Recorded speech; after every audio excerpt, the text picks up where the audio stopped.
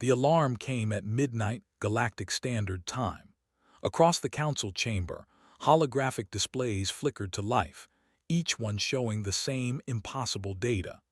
Ambassador of the Empire woke from his rest cycle to find his communicator screaming with priority alerts. Something had gone wrong at the Sol system. He arrived at the emergency session within minutes. The chamber was already full. Representatives from 1,000 worlds stood in their designated spaces, their translators humming with worried conversations.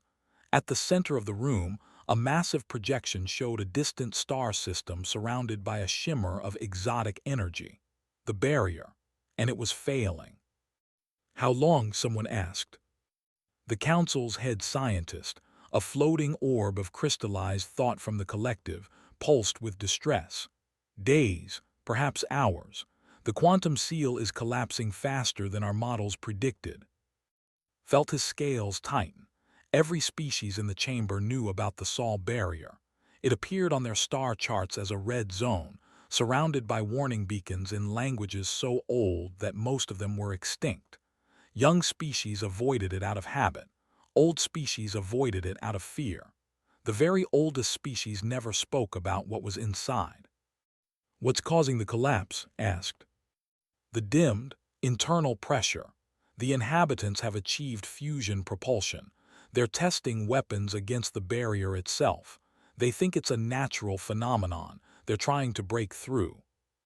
A wave of panic swept through the chamber. The ambassador, a being of pure electromagnetic energy, crackled with alarm. They can't be ready. The seal was designed to last 500,000 cycles. It's only been 50,000. Then we must reinforce it, someone suggested. Impossible, they replied. The barrier was created using predecessor technology. We barely understand how it works. We certainly can't repair it. Looked at the projection. Inside the barrier, thousands of small fusion signatures blazed. Ships, stations, satellites. The humans had been busy during their isolation. What do we know about them? Silence fell over the chamber. Finally, the Council Prime spoke. She was one of the galaxy's oldest species, her crystalline body reflecting the light of 1 billion stars. We know enough to be afraid. She gestured and the central display changed. Now it showed archival footage, grainy and ancient. Recognized the interface. This was predecessor data over 50 million years old. These are humans, the Prime said. This is why they were sealed. The footage showed a world, blue and green, covered in water and life. Beautiful. Then it showed the dominant species. They stood on 2 legs, had 2 arms and soft skin with no natural weapons. They looked fragile, almost harmless. They don't look dangerous, someone muttered. Watch, the Prime said. The footage jumped forward. Now it showed humans in space, not just in orbit but spreading across their system, then beyond. Colonies appeared on hostile worlds. Stations orbited dangerous gas giants. Mining operations stripped asteroids bare. And everywhere they went, they moved with purpose, with hunger. The predecessors encountered them during what humans call their first expansion, the Prime explained. It was 70,000 years ago. Humans had just discovered faster-than-light travel. The predecessors thought they would be easy to integrate into galactic society. The footage showed first contact. Predecessor ships, elegant and impossibly advanced, approaching a human vessel. The human ship was crude by comparison, held together with welds and desperation. But when the predecessors offered to share their knowledge, the humans didn't react with gratitude. They reacted with curiosity. What happened? Asked. The humans wanted to understand everything, the Prime said. Not to conquer, not to steal. They simply couldn't help themselves. Within a decade, human scientists were publishing papers that challenged predecessor theories. Human engineers were building things the predecessors had never imagined, not because the technology was better, but because humans approached problems differently. They tried things that shouldn't work. They combined ideas that shouldn't fit. They failed constantly, but they never stopped trying. The footage showed more. Humans spreading across the galaxy, meeting other species, trading, talking, competing, and everywhere they went, things changed. Static civilizations suddenly found themselves innovating again. Species that had perfected their cultures millions of years ago discovered new art forms. The humans didn't conquer anyone. They didn't need to. They simply participated with such enthusiasm that everyone around them had to keep up or be left behind. The predecessors called it the Great Acceleration, the Prime said.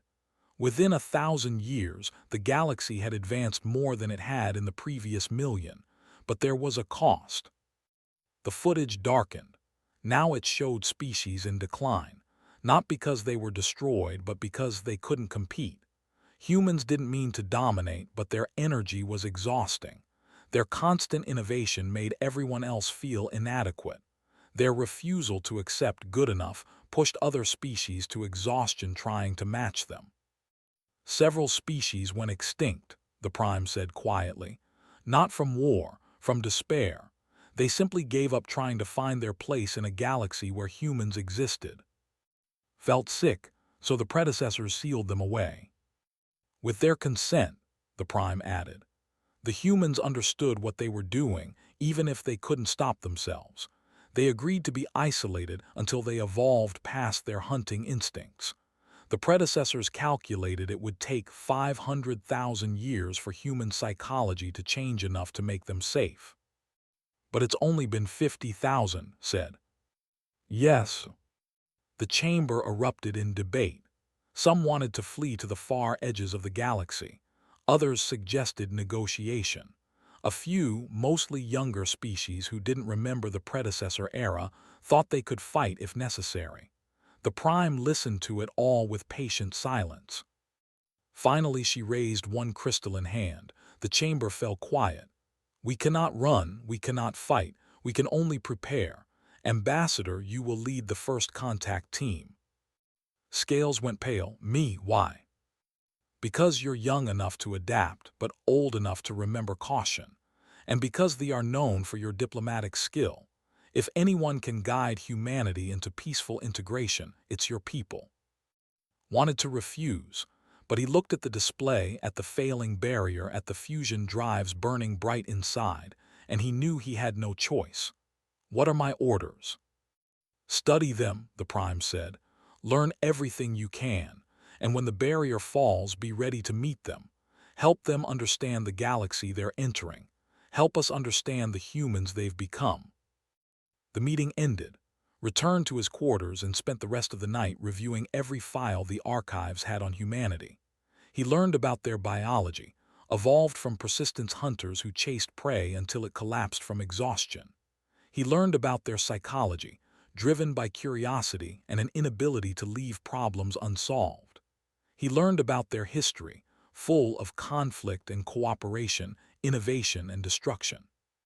And he learned about their culture, rich with stories about never giving up, about pushing beyond limits, about hunting down answers to impossible questions. 3 days later, the barrier collapsed. Watched it happen from his ship, stationed at the edge of Sol's system. One moment, the quantum seal shimmered across space, containing Earth and its colonies. The next moment, it shattered like glass, fragments of exotic energy dissipating into nothing. For a heartbeat, nothing happened. Then the sensors went wild. Ships, hundreds of them, pouring out of the Sol system like water from a broken dam. They weren't warships. They were colony vessels, science ships, trading barges, and exploration craft. Each one broadcast the same message in thousands of languages. Hello, we are humanity. We've been waiting to meet you. His communications officer, a young, looked at him with wide eyes. Sir, they're broadcasting in 47,000 languages, including languages of species that have been dead for millions of years. They decoded the warning beacons, realized. They've been studying us from inside their prison. The largest ship approached position. It was massive, built from metal and determination, with the name Persistence painted on its hull in glowing letters. A communication request came through. Accepted it. A human face appeared on the screen. Two eyes, nose, mouth, hair on top of the head. The same basic features the predecessors had documented 70,000 years ago, but the expression was different, not aggressive, not afraid, just eager. "Hello," the human said. "I'm Captain Sarah of the Earth Alliance ship Persistence. We're so excited to finally meet you. We've been watching your civilizations for 50,000 years through what we call the barrier. We learned your languages, studied your cultures, and we can't wait to introduce ourselves properly. Would you like to come aboard for coffee?" Stared at the screen. Coffee. He didn't know what that was, but he recognized the tone in the captain's voice. It was the same tone he'd heard in the ancient recordings. Enthusiasm, curiosity, the inability to contain their excitement at finding something new to explore. The humans hadn't changed at all. "Captain," said carefully, "I am ambassador of the Galactic Council. We need to discuss your integration into galactic society. There are protocols, procedures, and guidelines that must be followed." The captain's smile widened. "That sounds great. We actually prepared some proposals based on what we observed. We have ideas about how to improve the trade network efficiency, and our scientists are eager to collaborate on some theoretical problems we noticed in your physics papers. Oh, and our Cultural Exchange Committee put together a list of 3,000 species we'd like to visit. Is next week too soon to start?" Felt a chill run down his spine. Next week. They wanted to meet 3,000 species next week. The humans had been free for less than an hour and they already had plans. He looked at the Persistence, at the hundreds of other human ships spreading across space, and he understood what the predecessors had faced. This wasn't an invasion. It wasn't even intentional. Humans simply couldn't help themselves. They saw the galaxy as one massive puzzle to solve, one endless hunt for knowledge and experience and connection. And they'd been trapped for 50,000 years, watching and waiting and planning. "Captain," said slowly, "I think we have a lot to discuss." The captain nodded enthusiastically. "Absolutely. Come aboard. We'll show you everything we've been working on. Fair warning, though, our people are really excited. They've been preparing for this moment their whole lives. Their parents prepared for it. Their grandparents prepared for it. We've been counting down to this day for 50,000 years." The screen switched off. Sat in his command chair, looking at the human ships spreading across his sensors like seeds on the wind. Behind him, his crew waited for orders. "Sir," his communications officer asked, "what should we tell the council?" Thought about the recordings, about the species that had gone extinct trying to keep up, about the predecessors who had sealed Earth because they couldn't handle humanity's energy, about the warning that had failed. "Tell them," he said quietly, "that the humans are exactly as we feared, and tell them to prepare for everything to change." Outside his ship, the Persistence grew larger on the screen. Inside it, several thousand humans waited to meet their first alien. They'd been rehearsing this moment for 50,000 years. They'd learned the languages, studied the cultures, and prepared their best first impressions. They had no idea how terrifying they were, and that, realized, was what made them most dangerous of all. They genuinely just wanted to be friends. They genuinely just wanted to learn and share and explore together. But the galaxy wasn't ready for that kind of enthusiasm.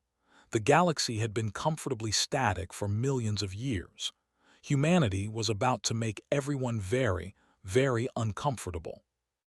The hunt was beginning again, and this time there was nowhere left to run. His first day aboard the Persistence lasted 16 hours. He'd expected a formal diplomatic reception, carefully controlled and respectful. Instead, he got a tour. Captain met him at the airlock with two other humans. "This is Dr. James, our lead, and this is Maya, our cultural liaison. They've been dying to meet you." Dying was apparently a figure of speech, but's translator struggled with it. The humans shook his hand, a gesture they explained was a greeting. Their skin was warm and soft, surprisingly gentle. "We have so many questions," Doctor said as they walked through the ship. Your biology is fascinating. The way you regulate temperature through your scales. We've been observing them for centuries through the barrier, but there's only so much you can learn from a distance. You've been observing us? Asked. Everyone, Maya said. Well, everyone we could see. The barrier didn't let us through, but it didn't stop us from looking. We built telescopes, analyzed your broadcasts, studied your ship designs. It was like watching a million movies at once, except they were all real. They reached a large room full of screens and data displays. Humans worked at stations, talking in excited voices. When entered, they all turned to stare. Then someone started clapping. Others joined in. Within seconds, the entire room was applauding. "What are they doing?" asked. "Celebrating," Captain said. "You're the first real alien we've met face to face. This is probably the most important moment in human history since we discovered fire." Fire's translator on the word. "Never mind. Come on, we'll show you what we've been working on." The next 6 hours were a blur. The humans showed their research. They'd 30,000 species based on observation alone. They'd mapped trade routes and political boundaries. They'd even constructed rough translations of 5,000 languages, though they admitted most were probably wrong. "We're really hoping you can help us with pronunciation," Doctor said. "We think we understand electromagnetic communication, but we can't actually test it without meeting one." "You want to speak?" asked. There were beings of pure energy. Most species couldn't even perceive them properly, let alone communicate. "We want to speak everything," Maya said. "Every language is a different way of thinking about the universe. We've missed out on 50,000 years of conversation. We're going to need a lot of coffee to catch up." There was that word again. Coffee. Finally asked what it was. The human's eyes lit up. "Oh, you have to try it," Captain said. They took him to a room they called a mess hall. It was full of humans eating and drinking together. The noise was incredible. Everyone seemed to be talking at once, laughing, arguing, gesturing wildly with their hands. When they saw, the noise got even louder. Someone brought him a cup of dark liquid. It smelled bitter and strange. "This is coffee," Captain explained. "It's a mild stimulant drink we developed. Helps us stay awake and alert. We've been drinking a lot of it while preparing for first contact." Took a careful sip. It was hot and bitter and unlike anything he'd ever tasted. "Interesting," he said diplomatically. The humans grinned. "Don't worry, it's an acquired taste, but you'll understand after your fourth cup." "Fourth cup?" "We have a lot to discuss. You're going to need it." They weren't joking. Spent the next 10 hours in meetings. The humans had questions about everything. Galactic law, trade regulations, cultural protocols, scientific collaboration opportunities, tourism possibilities, and about 1,000 other topics. They took notes on everything. They asked follow-up questions about his answers. They wanted to know not just what the rules were, but why they existed and whether they could be improved. "I don't understand," finally said. "You've been sealed for 50,000 years. How are you so prepared?" Captain smiled. "Ambassador, humans are very good at preparing. It's what we do. When we encountered the barrier, we didn't see a prison. We saw a challenge, a problem to solve, so we studied it. We studied everything beyond it, and we planned for this day." "But you couldn't know when the barrier would fall." "No," Maya agreed. "But we knew it would eventually. So every generation passed their knowledge to the next. Every child grew up learning about the galaxy they couldn't reach.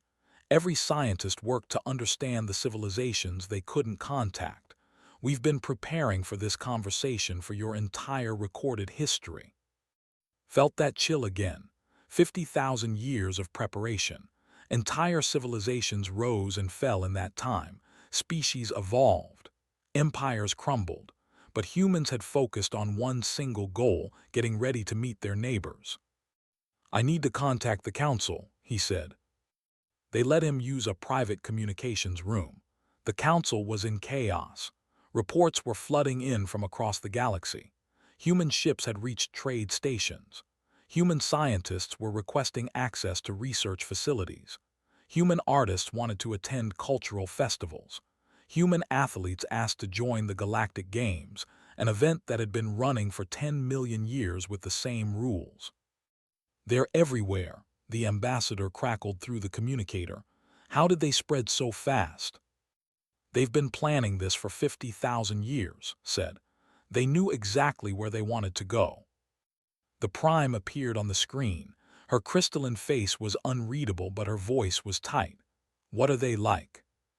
Thought about the humans he'd met, about their energy and enthusiasm, about their endless questions and their inability to sit still.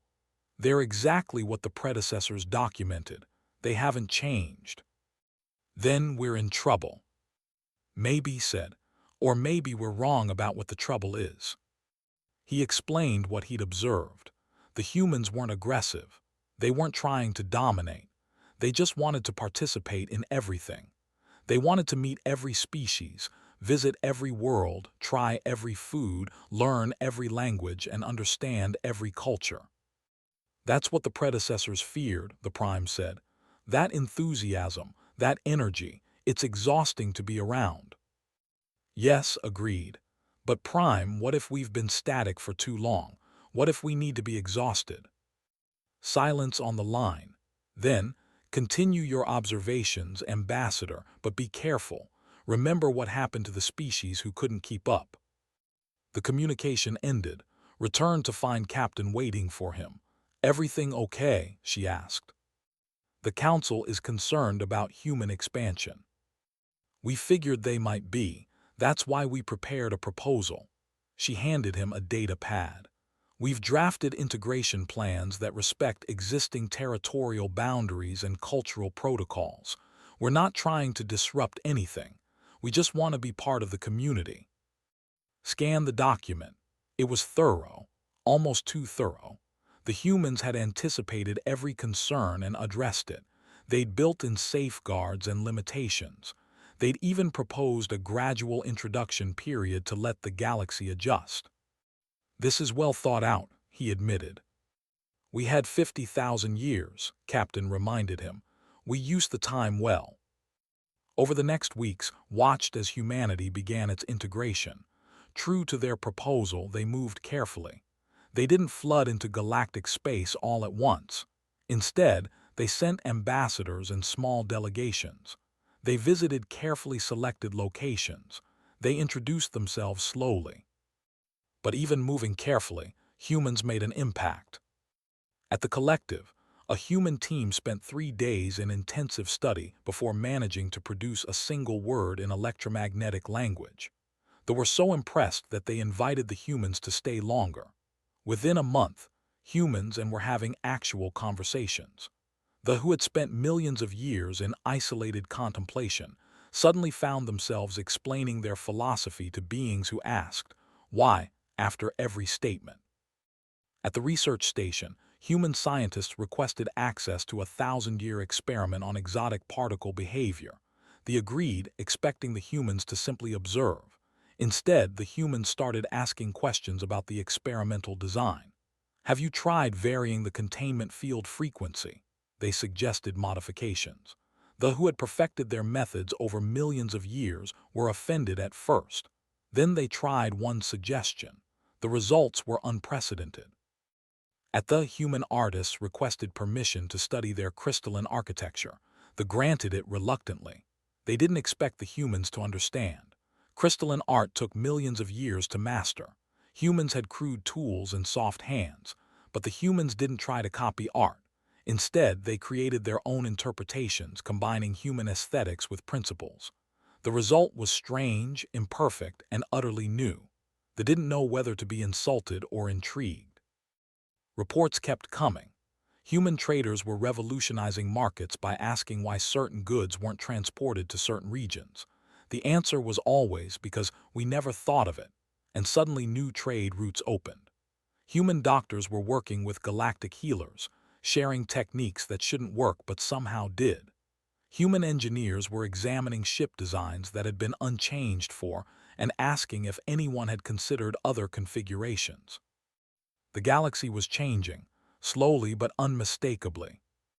3 months after the barrier fell, received an emergency summons. The hierarchy, the galaxy's oldest and most conservative empire, had issued an ultimatum. Humanity must return to Sol system and accept supervised development or face sanctions. Traveled to for the hearing. The great chamber was filled with representatives from the oldest species. They were afraid. He could see it in their postures, their colors, their energy fields. They'd spent millions of years building stable civilizations. Humanity threatened that stability. The High Arbiter spoke, her voice resonating through the crystalline chamber. Humanity has been free for 3 months. In that time, they have disrupted trade, challenged scientific consensus, and influenced thousands of worlds. If this continues, our way of life will be destroyed. We're not trying to destroy anything, Captain said. She'd been invited to defend humanity. We're just trying to participate. That's the problem, the Arbiter said. You participate too much. You question everything. You change everything you touch. You don't respect the systems we've spent millions of years perfecting. With respect, Captain said, maybe those systems needed changing. The chamber erupted in outrage. Watched as ancient beings shouted at a human who was, by their standards, barely more than a child. Captain stood calm in the center of the chaos, waiting for them to finish. When silence finally returned, she spoke again. I understand you're afraid. Change is scary. But we've been watching you for 50,000 years, and do you know what we saw? We saw civilizations that stopped growing. We saw species that stopped innovating. We saw a galaxy that was dying slowly, so slowly you didn't even notice. How dare you, someone hissed. We don't want to conquer you, Captain continued. We don't want to replace you. We just want to show you that there are still new things to discover, still new problems to solve, still reasons to keep trying. And if we don't want to keep trying, the Arbiter asked. Captain smiled sadly. Then we'll be sad, because we were really hopping to learn from you. Your civilizations are millions of years old. You have knowledge and wisdom we can't even imagine, but we can't learn from you if you lock yourselves away in fear. She pulled out a small device. I'd like to show you something if I may. The Arbiter gave permission. A hologram appeared in the center of the chamber. It showed a human child, no more than 6 or 7 years old. She stood in front of a classroom giving a presentation. This is my friend Emma, Captain said. She's in 1st grade. This is her school project about species she wants to meet when she grows up. The child in the hologram began speaking. This is the hierarchy. They live on a world made of crystal. Their buildings grow instead of being built, and it takes thousands of years to make a single house. I think that's really cool. When I grow up, I want to visit their world and learn how to make crystal art. I know I'll never be as good as them because they've been practicing for millions of years, but I think they could teach me anyway. The child mispronounced. She got several facts wrong. Her understanding of crystalline architecture was to the point of absurdity, but her enthusiasm was genuine. Her eyes shone with real fascination. I want to meet them, the child said. I want to ask them what it's like to be so old and what stories they remember, and what's the prettiest thing they've ever made. The hologram ended. Captain looked around the chamber. That's humanity. We're not trying to compete with you. We're not trying to prove we're better. We just want to meet you, all of you, every species, every culture. We want to learn and share and be part of this amazing galaxy you've built. Silence filled the chamber. Looked at the High Arbiter. Her crystalline face was impossible to read, but something in her posture had changed. Then, for the first time in 50 million years, the High Arbiter laughed. It was a strange sound, like wind chimes in a storm. The others stared at her in shock. Ancient beings who had never heard their leader express such emotion looked at each other in confusion. Supervised development, the Arbiter said, still laughing. We wanted to put them under supervised development as if we could supervise that. She gestured at the space where the hologram had been. They've been preparing for 50,000 years. They decoded our warning beacons. They learned our languages. They studied our cultures. And they did it because a child wants to learn how to make crystal art. She looked at Captain. The ultimatum is withdrawn. Humanity may continue their integration. Captain bowed. Thank you, High Arbiter. Don't thank me, the Arbiter said.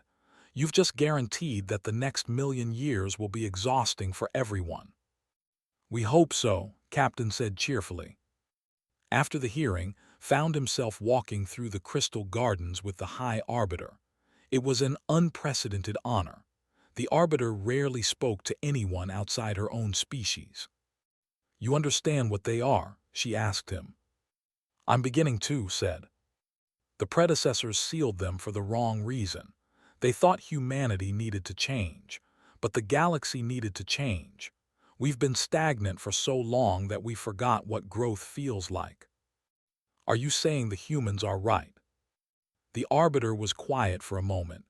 I'm saying they're necessary. They'll push us, exhaust us, force us to question everything we thought we knew. It will be uncomfortable, but perhaps we need discomfort. She stopped walking and turned to face him.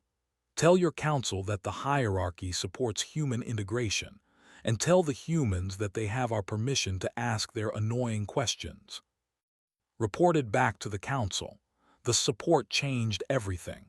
If the oldest species in the galaxy accepted humanity, the others would follow. Within days, the sanctions were abandoned. Humanity was officially welcomed into galactic society. Captain celebrated with her crew, joined them, and this time he accepted the coffee without hesitation. He was going to need it. What's next for humanity? He asked. Everything, Captain said. We're going to visit every world that will have us, meet every species, learn everything we can, and then we're going to share what we learn with everyone else. That sounds ambitious. We've got time, she said, and we're very patient hunters. We chase our prey until it falls. Prey? Scales rippled with concern. Captain laughed. Wrong word. We chase our goals until we achieve them. Knowledge is our prey now. Understanding, connection. We spent 50,000 years in a cage, watching the galaxy but unable to touch it. Now we're free and we're going to make up for lost time. Looked around at the celebrating humans.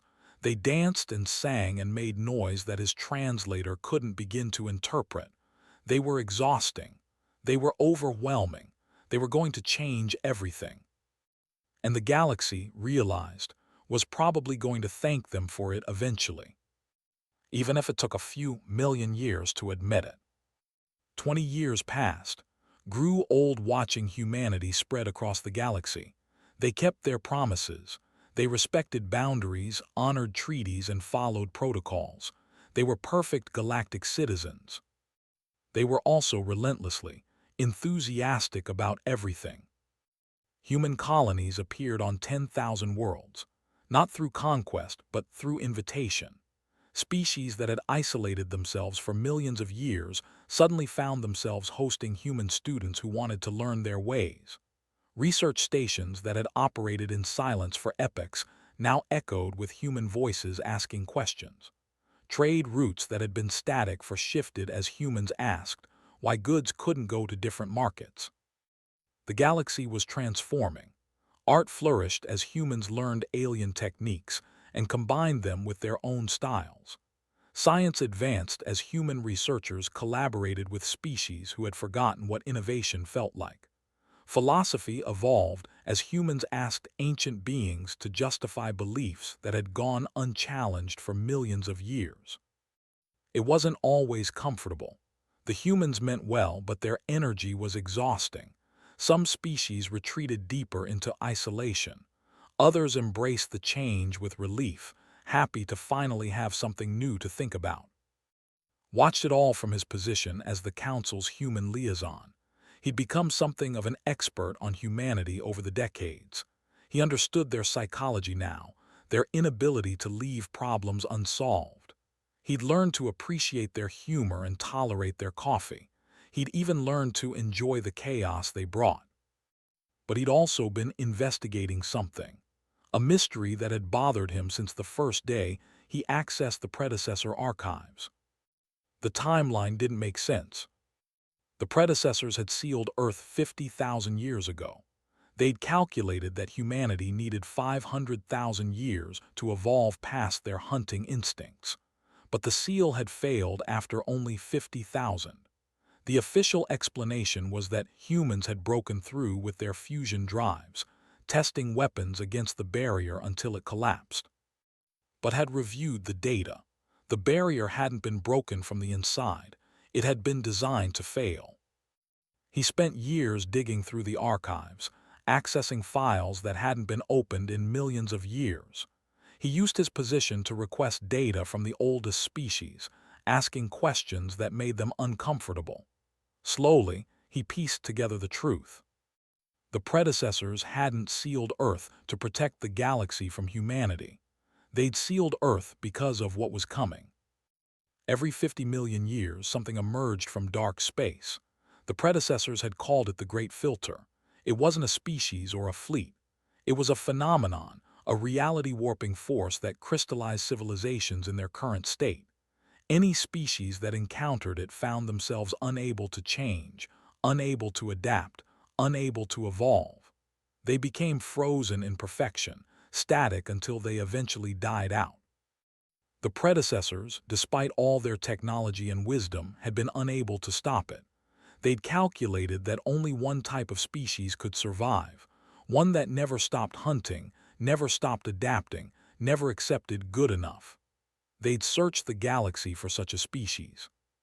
And they'd found humanity. Sat in his office, staring at the data. The predecessors had sealed humanity away intentionally, setting the barrier to fail just before the next filter cycle. They'd turned Earth into a time capsule, saving humanity for the galaxy's darkest hour. The filter was coming, and according to the predecessor calculations, it was already overdue. He needed to tell the council, but first he needed to confirm his theory. He sent a message to Captain, now Admiral, asking her to meet him at the predecessor archive station. She arrived the next day, older now but just as energetic. "Ambassador, it's been too long. What's this about?" He showed her the data, all of it, the truth about the seal, the filter, the predecessor's plan. Listened in silence, her expression growing more serious with each revelation. "So we're bait," she said finally. "Not bait, you're the solution. The predecessors studied humanity for decades before they sealed you away. They concluded that your psychology, your inability to accept stagnation, made you immune to the filter's effects. They saved you for this moment. And the filter is coming." "It should have arrived already," said. "I think it's responding to the increased galactic activity, the renaissance that humanity triggered." Was quiet for a moment. "Have you told the council?" "Not yet. I wanted to confirm with you first, to see if humanity would be willing to help if the filter actually appears." Laughed. "Ambassador, we've been training for 50,000 years to meet challenges. You think we'd pass up the biggest challenge in galactic history? It could destroy you. Everything could destroy us. That's never stopped us before." Felt a wave of relief. "Then I'll inform the council. Tell them to gather their best scientists and strategists. If this filter thing is really coming, we're going to need all the help we can get." The council meeting was chaotic. The revelation that the predecessors had manipulated humanity's isolation was shocking enough. The news that a galaxy-ending threat was approaching caused panic. "How long do we have?" the Prime asked. "Unknown, Psi.